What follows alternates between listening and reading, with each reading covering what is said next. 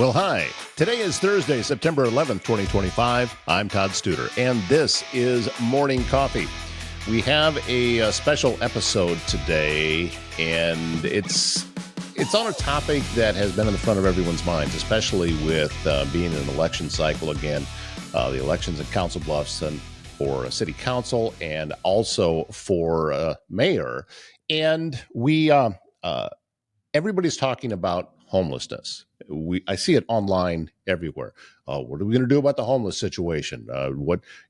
It's just a growing issue happening in Council Bluffs. Well, I went down yesterday to have a conversation with Randy Fontaine of HopeNet Ministries and of Sequel Thrift Stores. And this is an organization that is not just talking about it, they're doing something. They have, over the last several years, have gotten over 200 families and individuals off the streets and into permanent housing. And I wanted to find out from his point of view what's really going on. And also, a special feature on this episode is I had an opportunity to talk with someone who is actually living on the streets right now. His name is Jeff Cunningham. And he was very gracious and very honest about his situation, about what caused his homelessness, about what's going on with him now, about the hope that he has for the future. And that is today's episode of Morning Coffee. So you don't want to miss this one. This is an important episode. And in my opinion, what Randy Fontaine is doing is the answer to what we are seeing. And we need to support him and his cause because he is having success right now. And I want you to, if you hadn't met him before, he'd been on the show many, many months ago. However, this was the first time that I actually gone down to his location and we did an interview there. So that's coming up on today's episode of Morning Coffee. Feeling stuck in uncertainty, conflict, or miscommunication? The Spiral of Accountability by Carol Horner is your guide to breaking free from the fog that clouds decision-making and relationships. Learn how to recognize negative cycles, shift your mindset, and build a culture of clarity and collaboration at work, at home, and in life. So if you're ready to spiral up, get your copy on Amazon or go to spiralofaccountability.com.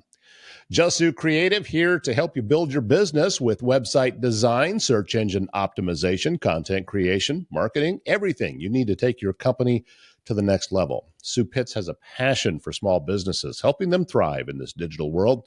Go to her website, justsuecreative.com. There, you're going to see a button that says free consultation. Click on it. Pick out a time that fits into your schedule because that's her open schedule. And then you can have your initial meeting and find out just how much Sue Pitts can do for you. That's justsuecreative.com. And Service Master Restore by Schmader knows it can be hard to get back to normal when you've suffered serious property damage due to flooding, fire, or smoke. And you may also be left with all sorts of questions about how to get your home or business back to normal. Service Master Restore by Schmader will restore your space by offering quality commercial and residential restoration services in Council Bluffs and the surrounding area. That's Service Master Restore by Schmader. We've made the trip over to Sequel's thrift store, well, at least part of it, to talk with Randy Fontaine. And Randy, this facility that we're in right now, this is close to Jensen Tire. Well, everybody knows where that's at. Right. And you have a lot of things in here that have been donated that folks can purchase in order to be able to support what it is that you do. So for people who don't know, let's tell them again and remind them about what your mission is with Sequels and with HopeNet. Sure. Well, we started the HopeNet back in 2006, and the objective was to come alongside of those that are struggling in our community with poverty and poverty issues and help them. How do we give them a hand up type thing? And so we initially started out with our thrift store out on Highway 92 that's now on Madison Avenue called Sequels. And we started working in the city at different agencies, just asking, how can we help? What are needs? What's happening? And so we started several programs. One of our areas that we work a lot in is women coming out of incarceration. So we go into the jail, into different programs. build relationships, connections, and help them transition out and hopefully get back up on their feet and get their kids back and everything like that. Um, in 2017, we moved and we put a thrift store in this location, which is on Broadway next to Ace Hardware, and discovered that there was this large homeless population all around us. And they started coming in, and we started hearing their stories and trying to find ways that we could help them. And it eventually led to us taking the clothing portion out of the thrift store and developing a homeless resource center. So we would connect with our friends on the streets, help them get um, connected to housing agencies, get them to go through the process of getting housed. Then they would get housed, and then we would hear that, well, if you come off the street with only the clothes on your back and you go into an unfurnished apartment, you're sleeping on the floor, you can't take a shower, you can't feed yourself. And that just added to the stress of the situation. And so we began to work with local agencies like Heartland Family Services, New Visions, Anna Wim Housing, and we started getting those on the streets connected to them. And we've seen about 70 of folks that some very much chronically homeless. We're talking 10, 15 years on the streets, get off the streets into housing. And then we saw their mental health improve, their addictions decrease. We saw them happy for the first time. Some are employed. So we know that idea works. You just got to provide some extra support along the way. And so we did that for 2 years, and then we shifted, and now we call it the Housing Helps Resource Center. And so we help furnish apartments for those coming off the streets, out of shelters, out of incarceration. And yesterday we did our 214th individual and family in the last 2 years. And so that includes a brand new microwave, toaster, crock pot, coffee maker, pots and pans, dishes, everything for the bathroom, bedroom, sleeping, bedding, and stuff. And what we're told is that with that type of support, if we can help turn that space from a house to a home so that it has their identity to it, Yeah. that they're more likely to stay and they're more likely to fight to keep it. And so we try to make that transition for them, that what would it look like to be your home? So they get to pick out their colors, they get to select what kind of colors they want in their bathroom and these things. And for many of these folks, they've never been housed in an apartment before, so it's all brand new. So we do some education called Rent Wise, and just trying to help them understand what it means to be a good tenant and what's their responsibilities, what's the landlord's responsibilities. And so over the time, we've been able to really connect people with the housing and seeing them flourish. I'll give you an example. We had a young man that, due to mental illness, addiction issues, if he was having an episode, a mental health episode, he would stand out in front of the store, take his shirt off, scream and yell at cars, and just wild man. We were able to get him some mental health. He went to um, get clean, got on meds and stuff, and that's been over 2 years ago. He's been housed for the last 2 years, almost 2.5 years now. Has a significant other in his life and is gainfully employed. This is a guy that I would have told you there's no chance, and yet we see that now he's productive. Now he's doing great. He just needed that break. He just needed someone to help. So guys like him, we're excited that we can help and be part of that. And but for every guy, there's 10 still out on the street that we need to help and reach out to. You touched on something that we spoke. It's been quite a few months ago now that you and I had a conversation, and that conversation was eye-opening to me. It completely changed my perspective on what is going on when someone has experienced life on the streets, uh, whether it be for a short time or a long time. Because you had talked about how do you make someone's uh, new apartment feel like a home, and how critical that is. Because as you explained to me, life on the street means you are in constant survival mode. Right. And that has an effect on how you look at the world. And just because you have now moved off of the street into a place that has a door and a key that you can open it up, that doesn't go away immediately. Right. And that's where that education part comes in. And it's not something that I ever considered before you and I had spoken. Yeah. Brain studies have shown that when you are in high stress situations, a chemical called cortisol dumps through your system. And it's that fight or flight mode. It's the one that you run into the flaming building, grab the kids, and run out type thing. Um, it's designed to help you in that crisis. It's not something you're supposed to live with continually. And when you don't know where you're spending the night and how you're going to survive the weather, these things, um, cortisol, one of the things it does, it shuts the frontal lobe down, and that's where you think, that's where you process. If I do A and B, it could lead to C, which is a good thing. When you can't process like that, then you're completely in this state of reaction. You're just reacting. You can't think ahead. You're just surviving. So when you take someone out and put them in an apartment, they're still in that mode. It Yeah, takes, and you would think it's human nature for someone who hasn't been through that to think, well, your life just got better. You should be happy. yeah, yeah. What's the deal? Yeah. I think it takes around 90 days to get your brain functioning again in some kind of way.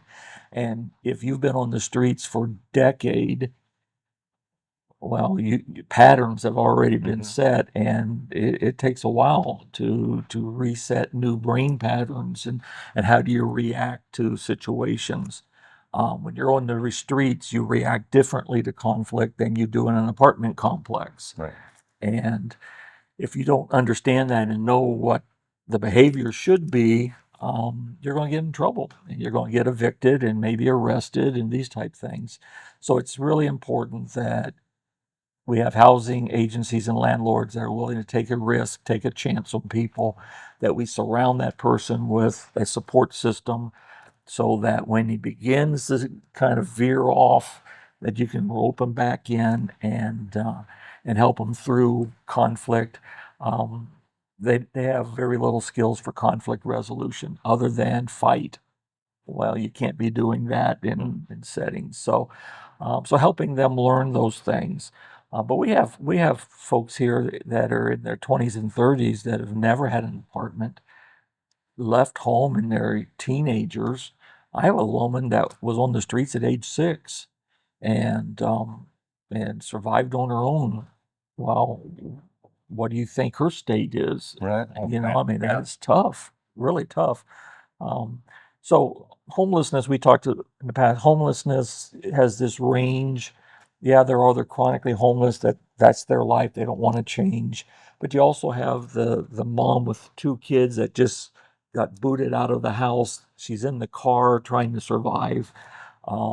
Homelessness has these ranges. Not all are mentally ill, not all are addicted.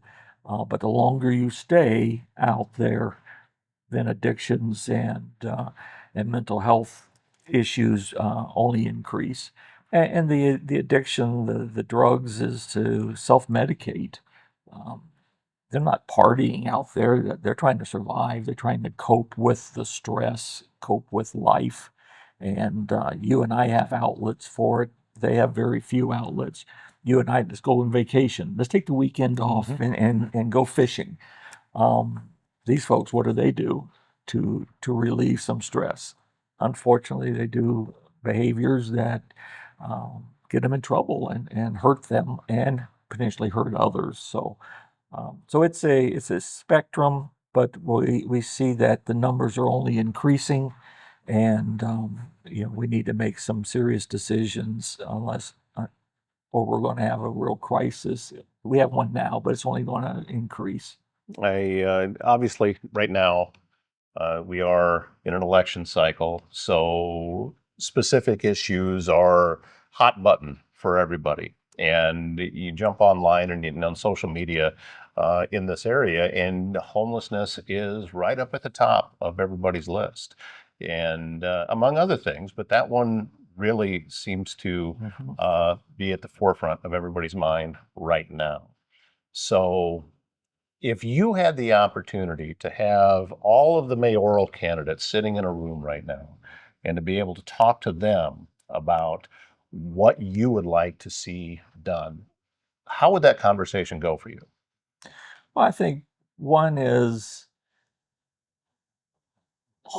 those that are experiencing homeless aren't they are us. It's not those people, that person. Um, your attitude changes when that's your grandson, that's your nephew, you know. Um, so come out here and get to meet people and talk to them and ask them, how'd you get into this place? This last year, the police department launched a program called the HOP program, um, Homeless Outreach Project, and it's been super because the police, along with a social service individual, are going out to the encampments and they're sitting down with people and they're asking them, what brought you here? Tell us about your mental health and your addictions. And so they're identifying, I think they've identified 150 separate individuals that they've talked to. And all of a sudden, the police, some of the officers I've spoken to, it opened their eyes. They didn't realize they put everyone's kind of in a box, and realizing the dynamics that are at play here. So one is, I think the candidates need to get out and actually talk to people that are in the field working, folks like at New Visions and the Peer Center and Heartland Family Services. Talk to these folks and find out what's really happening. Um, an example is that there's a lot of opposition to encampments. We don't like this encampment because all these people are here and they have trash and it looks unsightly. And so we break up the encampments. Where did all those people go that you just broke up? They didn't jettison off the outer space somewhere. They didn't go across. They went into people's neighborhoods. Now you wake up in the morning, you look out, and there's some guy sleeping on your porch. Do you want them in the neighborhood spread out, or would you like to have them together so that we can provide services? So I think the city needs to come up with some safe places to allow encampment. Um, we know that when we can access the folks in one spot, over time we can get them off the streets. If we're chasing them around, we can't find them for days or weeks at a time, then they don't get off the street. Um, so I think, finding creative ways. We have empty buildings, we have empty parking lots.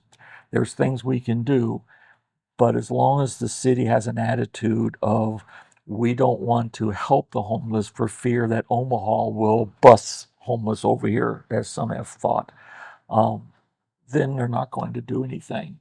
Well, the problem is only going to continue. It's only going to exacerbate, um, because they're here. These are Council Bluffs people that are struggling, and they're not going to want to live in Omaha. They want to live here in Council Bluffs. Before we started recording, and you just hit on it again, that there is a significant percentage of folks that are living on the street in Council Bluffs right now that grew up in Council Bluffs, Now, that they went to school in Council Bluffs, and now they're on the street in Council Bluffs.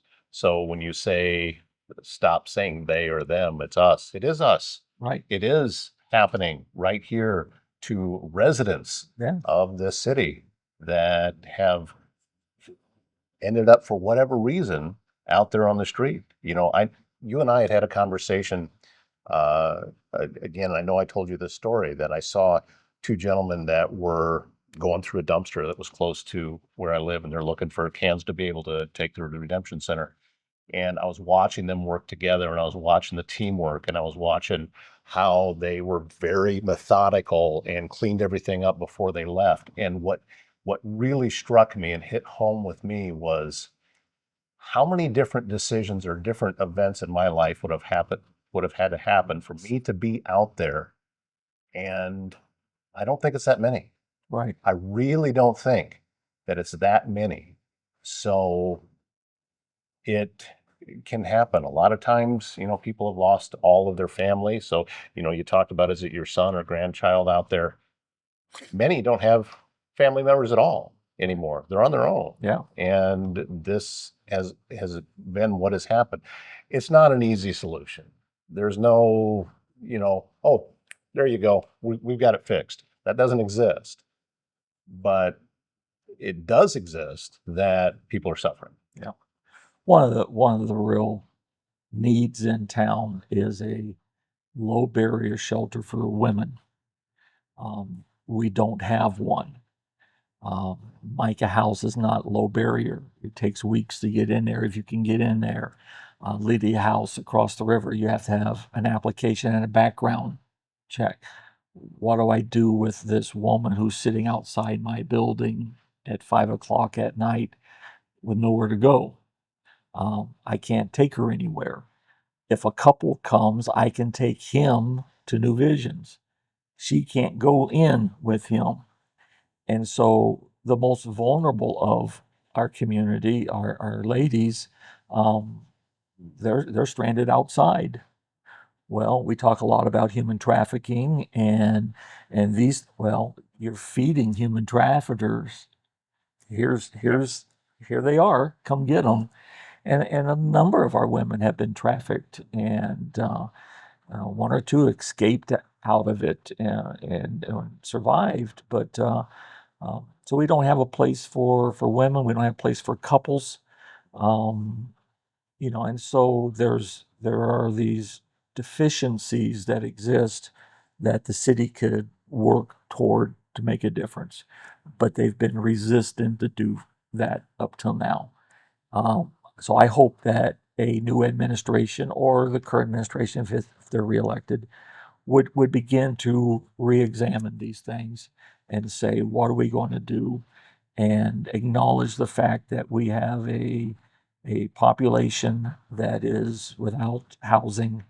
I was sharing with you earlier that at one couple of years ago, at one time, the rate of legally homeless in our school system for Council Bluffs school system was around 8% of the students. So 700 to 800 students by HUD's definition are legally homeless. Um, well, all you're doing is growing the next homeless population. And so if you don't make changes, it's only going to increase, get worse. Any hiccup in the economy, like what we've had in the last couple of years with inflation, it took uh, rental prices up from the $500, $600 range to the $800 and $900 range. Well, if you're on SSD, disability, that's 960 something dollars. Not going to be able to stay somewhere, and that's what we're seeing is that we've squeezed people out, and there's more now that there's just not enough available housing, and there's not serious effort to do anything about it. And so we can keep sticking our head in the sand.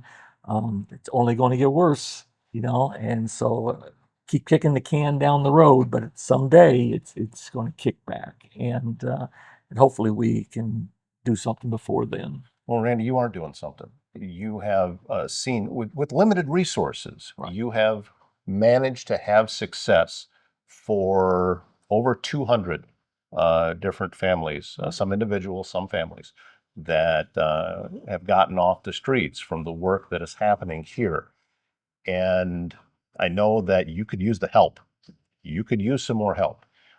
because the more that comes in through here, the more folks get helped out there. So how can Council Bluffs as a community help what it is that you're doing? How can they support your work? Sure. One of the campaigns that we started last year was called Kits of Hope, and it's a large tote. And we've asked businesses and organizations to fill the tote. And a kitchen tote, a bathroom tote, a bedroom tote. We tell you what items to collect, but it will help 3 families per tote.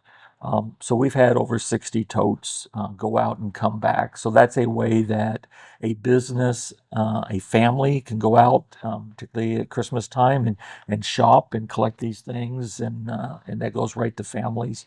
We're holding a fall fundraiser October 16th at the warehouse here in town, and anyone that wants to come can go on our website, hopenetministries.org, and sign up. We'll send them some tickets. They can come join us and What are you hear going to be more. doing? What will you be doing at the fundraiser? We're going to be sharing testimonies of families that have gotten help. And so we have some that are going to be on video and some will be there in person so you can talk. We're going to share the impact that it's had on some businesses that have collected the items and just what it meant to their staff and employees to participate in this. And we'll share what we are doing, what our program is, and things, and then challenging people to help us financially. We budgeted this year for 85 families, and we're projecting 117. So that's about $38,000 gap. And so anyone that can help us plug that gap would certainly be appreciated. But that means next year we got to plan for 125 families, which means we got to increase the income that much more to effectively assist those that are in this transition from streets to hopefully a home. HopeNetMinistries.org? Is that HopeNetMinistries.org. That's the website to learn more about the fundraiser that's coming up. Or Facebook. You can go to Sequels Thrift Stores on Facebook, also HopeNet Ministries on Facebook. All right. I'm going to talk to people who are listening right now. I'm looking right at you. I see online all the time about, hey, what are we going to do about homelessness in Council Bluffs? It's your chance to do something about it. You personally can help. So again, October 16th, going to be at the warehouse venue. And it's a great facility, by the way.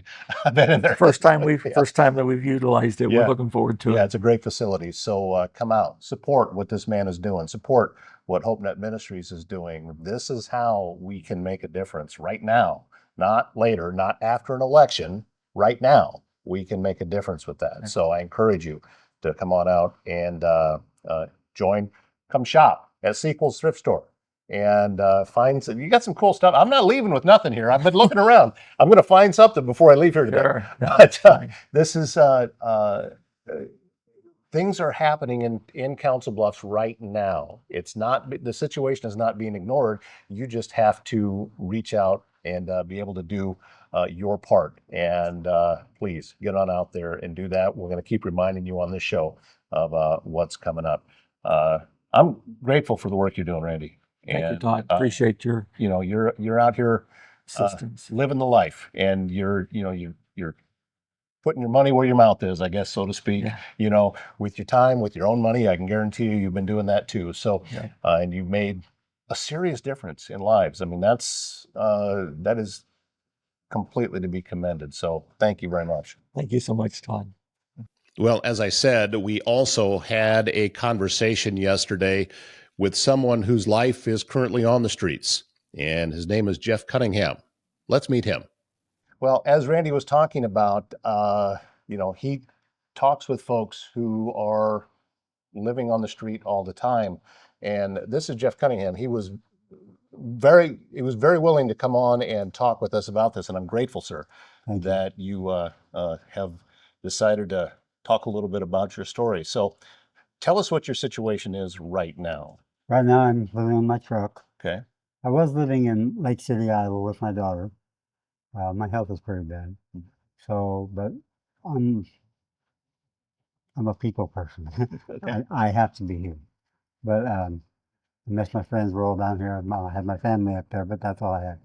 So I come back down here and I chose to live in my truck because this is important to me being here and helping homeless people. So you're actually homeless yourself in order to be able to help homeless Yeah. people. What's it like for you day to day as you are? I mean, obviously, I can see you working here in Sequels and doing some things around here, but what's your day to day life like? It's kind of a struggle, you know. Uh, right now it's getting better. I found a place where I can stay with a lady that I know, and my son's in town too. He's homeless as well. Really? Yeah, he's 48 years old. He'd be showing up here pretty quick, and I hadn't seen him in years. We had a disagreement years ago, and we ran into each other and patched it up, and that's going pretty well. Where we're at right now, the lady is going to buy a house, and we're moving. She's giving us a place to stay. So you have hope on the horizon. Yes, I do. Yeah, to be able to see that. There's hope here in town if you want to find it.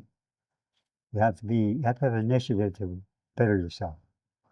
When I come into Council Bluffs, I was homeless. I lived at the shelter, and I done senior aid. They placed me here for a job. And that man over there, Randy Fontaine, was fantastic.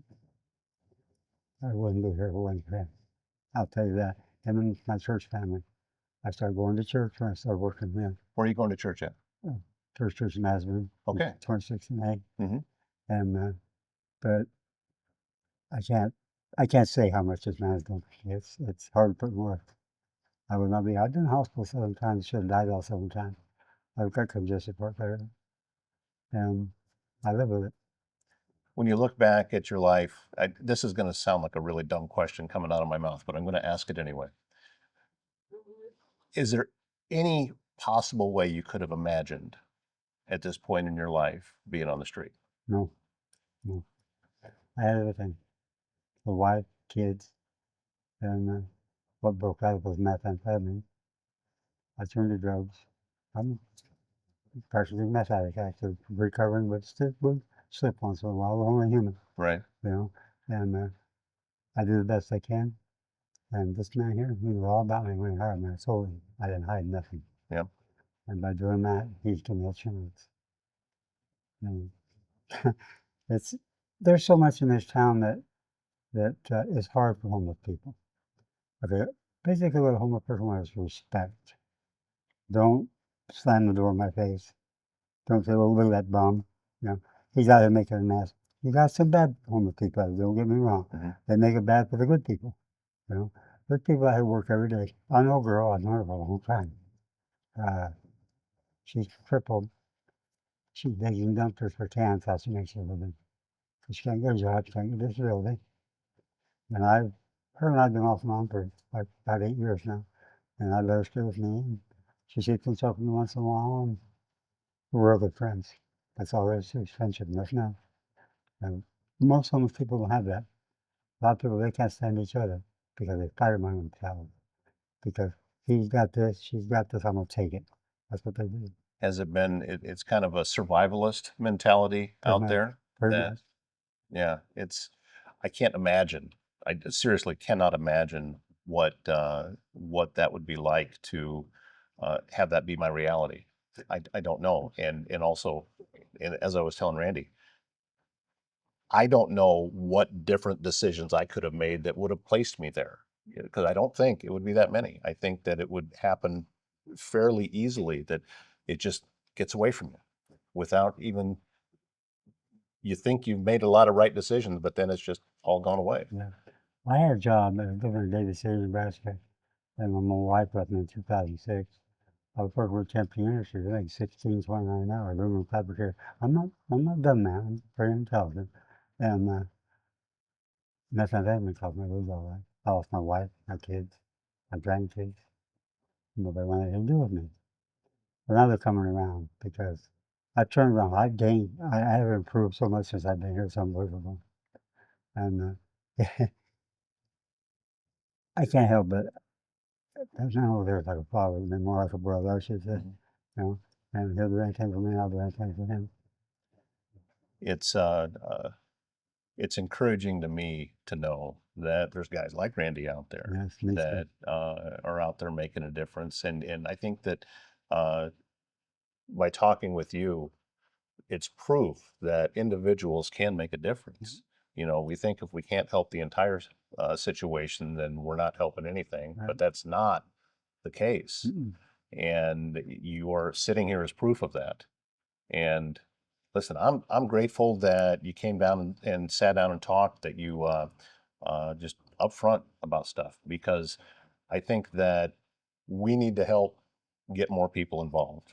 The city needs to cut some homeless people a little bit of slack. They're out there just trying to live, that's it. The city needs to, you got some good police officers, don't get me wrong. If we didn't have them, this town would be in big trouble. Mhm. You know? They cut some people slack, some people they don't. Some people they ride, some people they don't. It's like, it needs to be more fair, you know? Just because, like I was up there last night working on the truck at 3 o'clock in the morning. They don't bother me because they know I'm here. And I can come in here to anytime I want. It's a safe place for me. And but there's somebody else can pull up there and want to lay down here and take a nap. They can do that if they want home more. That's not right.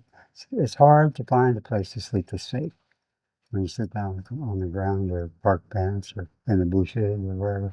So I haven't had to do that. But it's a shelter. I've always had a car. And by having a car, I've had a place to sleep, you know, out of the weather. See, I had an apartment for 7 years. I gave it up in January this year. And I had people come, homeless people, work for me in the apartment. There was about 5 of us most of the time. And they'd hang my eye through the bill. I was broke all month, but I paid the bill. That place where we had food to eat.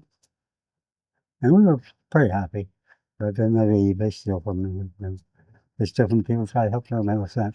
This man here, you can come in here and steal. So when I come into this store, I become a hard ass. All right? The people come in mystery and steal from me. No, they don't have to know with me here. Because they all know. Randy will do anything for them. All they have to do is ask. That's the whole problem. Most people are scared to ask because they've been degraded by other people. And that hurts you, you know? If I go and ask you for a quarter and you didn't know who I was, you might tell me to go to hell. I'll look at you and walk away. But you know how hard it is to walk up to somebody asking for money? It's mighty hard. Mighty hard.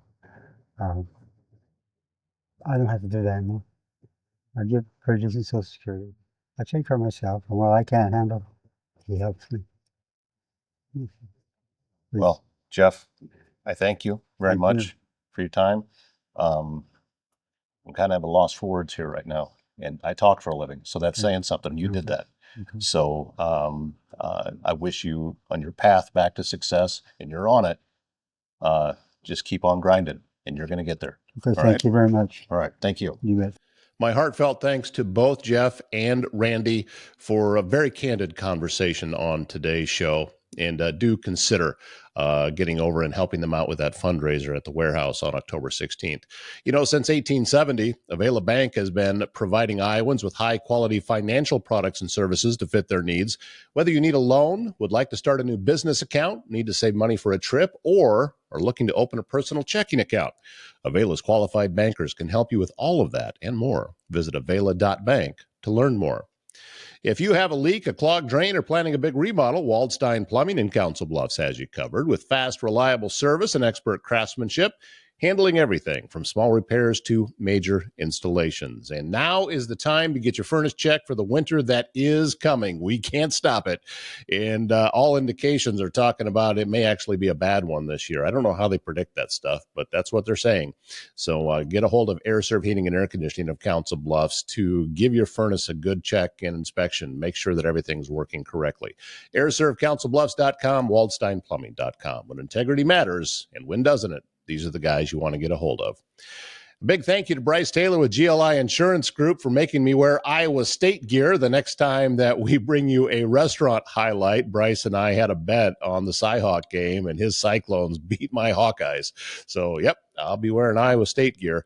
I'm not sure what he's going to come up with. I'm hoping that the shirt at least fits. and is not too tight, because that would be kind of embarrassing. But anyway, I'm not sure where we're going yet for the next episode. We're going to pick a great restaurant. If you have an idea of where you'd like to see us go, leave a comment here, and we just might end up there. Don't forget, Bryce has an office just up the road from Council Bluffs and Crescent with GLI Insurance Group, and they have been helping people find the best possible plan for them for over a decade. That's GLI Insurance Group.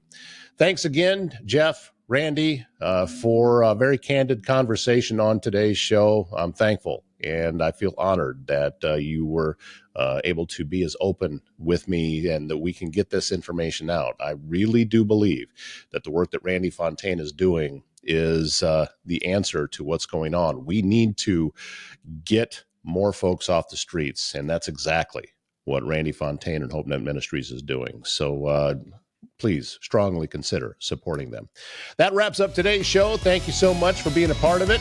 We've made it to Thursday. I got to get out the door and get over to my Council Bluffs Business Connection group. My name's Todd Studer. We'll see you back here tomorrow morning.